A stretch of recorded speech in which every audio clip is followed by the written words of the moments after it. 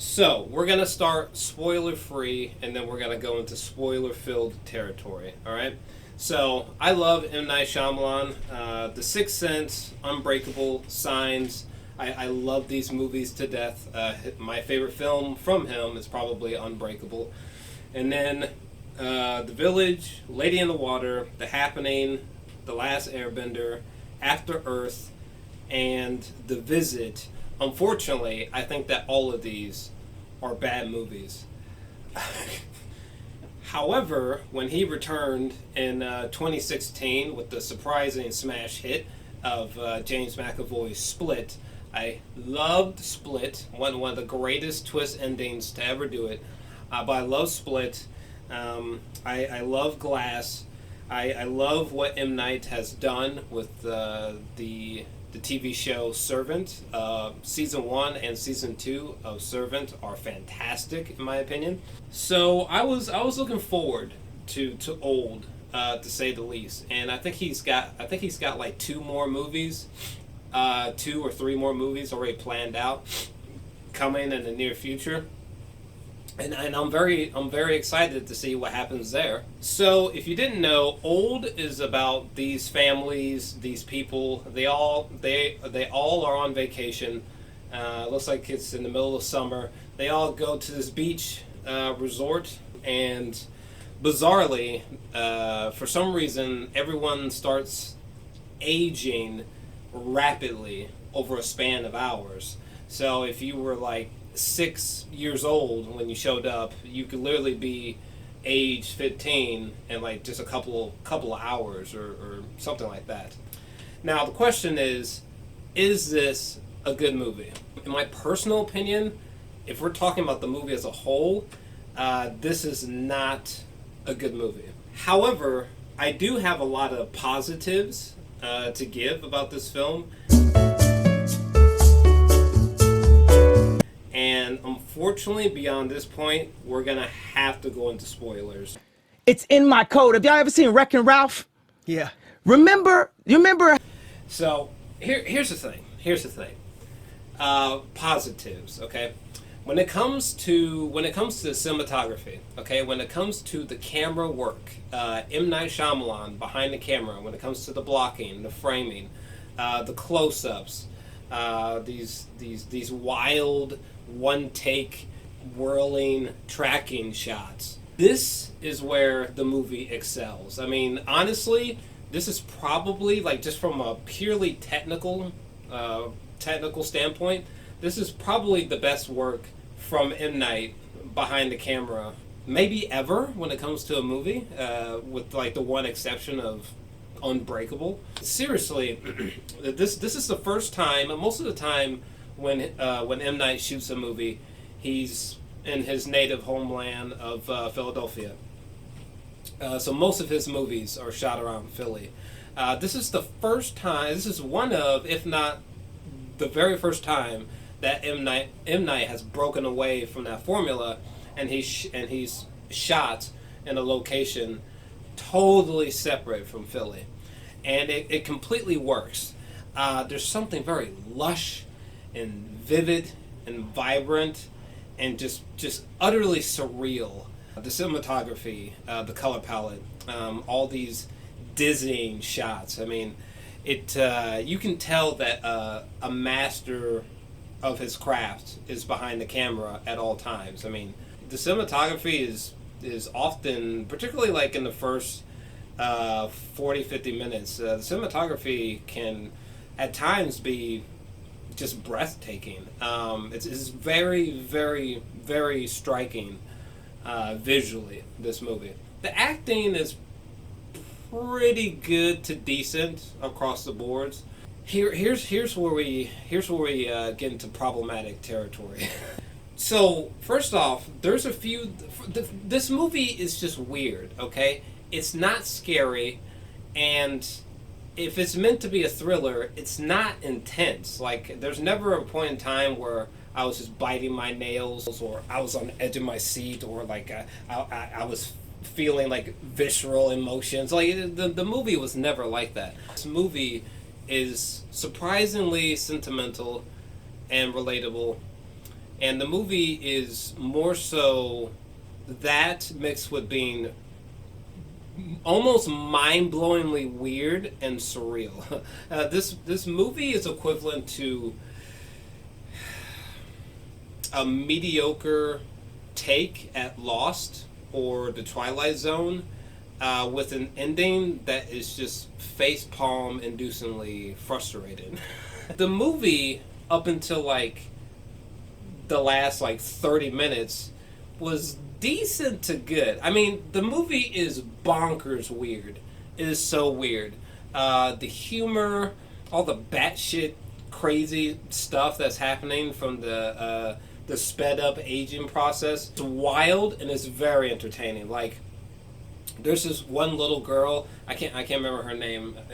There's this one little girl named Kara who just out of nowhere, just Trent and Kara, like, they're both like 15 out of nowhere, and then like they like just had sex real quick, and she like rapidly becomes pregnant over a span of minutes or like a couple hours or something like that. The introduction of aged Alex Wolff, Trent, and Kara, pregnant Kara, walking towards the main cast is one of the funniest, weirdest things I've ever seen in a movie. Like, literally the audience was dying laughing when Alex Wolff and chick who plays Kara, they're like age 15 or something like that, and they're walking towards the parents and the main character, and like Alex Wolff is like, "Hey mom," like, "Hey dad," like, "Hey guys." Fucking Kara, she falls off a cliff. What the fuck was that one bitch's name? Crystal? Crystal has this like weird vanity problem, and like that moment with her in the cave where she's like breaking all of her limbs and she looks like some kind of fucked up stepped on spider that's like, yeah, I was just like, what? I loved the mystery of the island. I love that the island is, it's what's happening. It's not like some weird psychological, purely psychological effect going on. Like, they're actually aging rapidly over a span of hours. The island, or this beach, whatever. This beach, it's almost equivalent to the water planet from Interstellar when they go down there. Except everyone back home is fine, and everyone here is just aging rapidly. I love that. I love all the theories that the characters throw out about this time mystery. I love how the characters try to think their way out of this weird time affecting situation. It's entertaining. It's wacky, silly, and just jaw-droppingly weird. But it's an entertaining time. Some of the line deliveries, it's just odd, and some of the execution of the humor is just odd. Like, for example, there's this rapper whose name is Mid-Sized Sedan. And the actor Aaron, some of his line deliveries, they just felt way off. just felt way off. Like, it's just a wacky B movie. What the fuck is happening? And then there's Charles, played by Rufus Sewell, and some of his line deliveries and behavior is just off. Like, the movie is trying so hard to make him like crazed Jack Nicholson from The Shining, but it doesn't entirely work. There's some moments where you're kind of weirded out by him, but for the most part, his character and the execution of his performance just feels wacky and just really silly.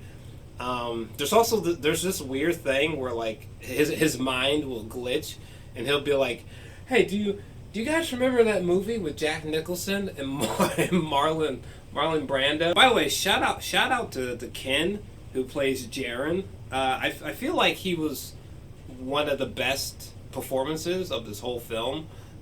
His chemistry with his girlfriend or his wife, who kept having seizures, was really good. Like, he was really solid in this movie. I feel like him and Gael were probably the best performances in the movie for me. Also, I love the setup of the main characters like before they get to the island. So there's a moment where Trent, he's like wading in the waters, and this like dead woman just like bumps into him, just kind of floats by and bumps into him.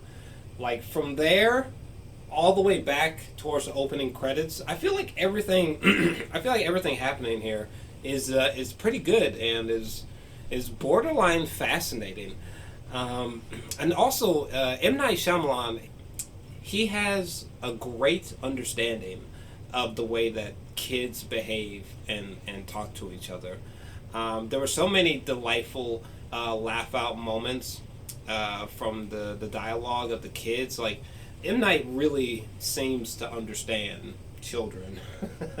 And he has such a intriguing taste for eclectic casting and really oddball characters interacting with each other. Like he just finds a way of making it work in an entertaining way. So shout out to him on that. However, again, some of the line deliveries from some of these characters just feels off. Sometimes the humor kind of just makes you go like, what? Here's my biggest thing. The ending just doesn't work. In the last, like, say 30-25 minutes, the movie just kind of falls apart, unfortunately.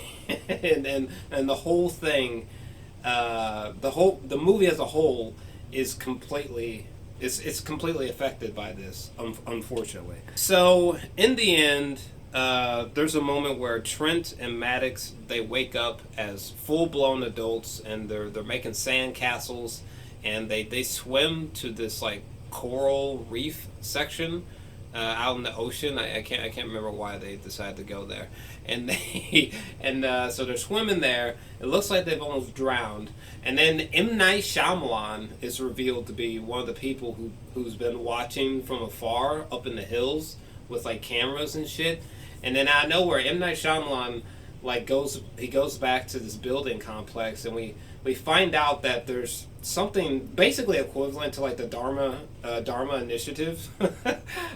There's these like scientists that have been luring people to the beach so that they can run these experiments on these people.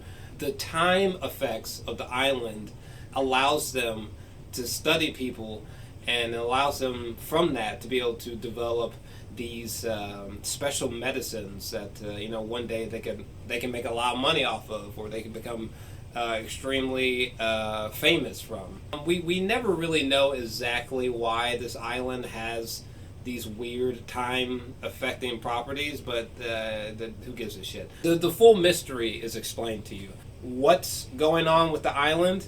Is it supernatural? Is it not? It's not supernatural. It's just the island is just like this bizarre place where it's some kind of weird gravitational well that's like there's magnetism, and it's just fucking with time in a bizarre way. Again, the island, the beach, it's very similar to the water planet from Interstellar. So I like that part, but the whole reveal of this secret organization that's been running secret trials on people, I just felt like the execution of that was so fucking dumb. And, with this secret organization, and there's a lot of exposition. A lot of the performance here felt like really cheesy, really hammy.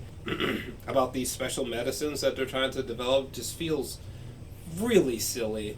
Just way too off kilter. Like it just feels dumb. Okay, the ending of this movie, it was just dumb in my opinion. Trent and Maddox, they survive, and there's this final sequence where we see them swimming away to freedom, and there's these big epic sweeping shots.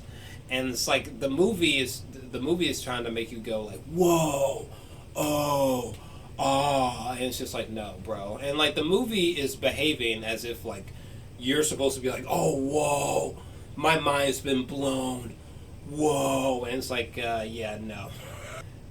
There are some good moments in here, but the movie as a whole, personally, I'm feeling a 6 out of 10 for this movie.